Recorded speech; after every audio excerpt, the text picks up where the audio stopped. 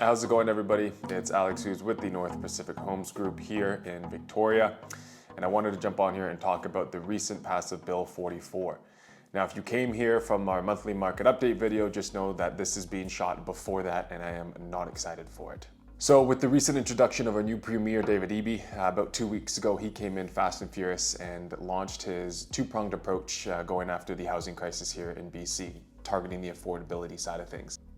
Now, he's focused on two main components, one of them being rental and age restrictions in strata units, and the other one being a target on housing initiatives within each municipalities.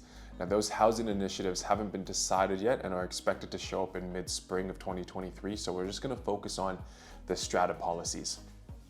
So before he came in, there were two major restrictions that stratas would have, one of them being age restrictions and the other rental. So with the age restrictions, what he got rid of is now that you can only have 55 plus, where before you could have a 19 plus or a 45 plus. So that's been wiped out. And now with rentals, stratas could vote on whether or not they wanted any sort of restrictions. That could be a day restriction, meaning 30 days or more, 6 months to a year, or it also could be the amount of units rented at a time. Some buildings that are smaller only want 5, 12, whatever the case may be, 75%, let's say. So that's totally gone except for Airbnb rentals.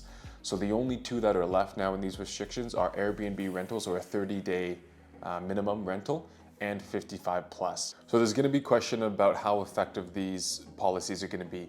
Here in BC, if you have a unit that's been vacant, it's not necessarily because you bought into a rental restriction property. It's more on the lines of you want it to be vacant so you can come visit it. Now, with that vacancy tax that has been brought in 2016, and they've upped the actual taxes in 2018, these people were exempt from them if they had rental restrictions on their building. So now if you're a Canadian citizen and you do have this unrestricted property that's vacant for more than 6 months a year, you are going to be hit with a 2% tax. So it'll be interesting to see if that's enough incentive for people to sell their properties. Because if you have a $600,000 condo, let's say, that's $12,000 a year, which adds up. I think these policies are definitely a step in the right direction, and it's nice to see this initiative being taken on.